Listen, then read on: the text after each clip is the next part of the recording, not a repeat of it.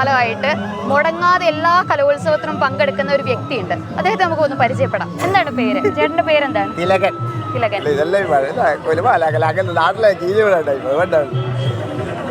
എത്ര 36 വർഷമായി. എങ്ങനെയാണ് ഇതിലേക്കൊരു താല്പര്യം? ഞാൻ ആദ്യം നൃത്തത്തിൽ എനിക്ക് വലിയതില്ല. പഴയ പാട്ട് നിർത്തും, പഴയ പാട്ട് മാത്രം, അതുപോലെ നൃത്തും. ചേട്ടൻ ഏതെങ്കിലും പരിപാടികളിലോ എന്തെങ്കിലും പങ്കെടുത്തിട്ടുണ്ടോ? ഭരതനാട്യം പണ്ട് പങ്കെടുത്തു. പഠിക്കുമ്പോൾ 8th-ലോ 9th-ലോ എന്ന് പറയാം. എങ്ങനെ 8th-ലോ 9th-ലോ പഠിക്കുമ്പോൾ ഭരതനാട്യം അഭ്യസിച്ചു. അപ്പൊ എങ്ങനെയാണ് ഇപ്രാവശ്യത്തെ എല്ലാ മത്സരവും കണ്ടോ? ഏതൊക്കെ ഇനങ്ങളിലാണ് ചേട്ടന് താല്പര്യം? കേരള ഇത് മോഹിനിയാട്ടം കണ്ട്, അങ്ങനെ പറഞ്ഞ ആടെ പോയിട്ട് ഭരതനാട്യം കണ്ട്. ഇനി ഇവിടെ വലിയ സംഘനൃത്തത്തിന് വന്നതാണ്.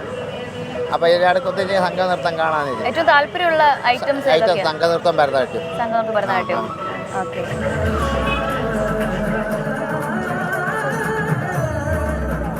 ഭാര്യ, ഇളയ മകൻ, മൂത്ത മകന്റെ ഭാര്യ. ഇവരൊക്കെ സപ്പോർട്ടാണോ ചേട്ടൻ?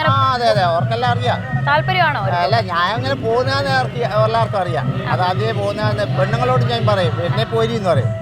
പെണ്ണുങ്ങളങ്ങനെ മകന്റെ ഭാര്യ തലശ്ശേരി വന്നിന്, സബ് ജില്ലക്ക് തലശ്ശേരി വന്നു. ഇപ്പം തന്നെ സബ് ജില്ല കഴിഞ്ഞ മാസം ഉണ്ടെന്ന് അവിടെ വന്നിന്. മകന്റെ ഭാര്യയും എല്ലാവരും ചേട്ടന് സപ്പോർട്ടുണ്ട് വീട്ടിൽ നിന്ന്? അവർക്കറിയാം. പിന്നെ അവർക്കറിയാം മൊബൈലില്ല, വെള്ളം അടിക്കൂല, പുകയിലില്ല, അങ്ങനത്തെ ഒന്നുമില്ല. അതുകൊണ്ടിങ്ങനെ വീട്ടിൽ ഭാര്യത്തിന് സോറി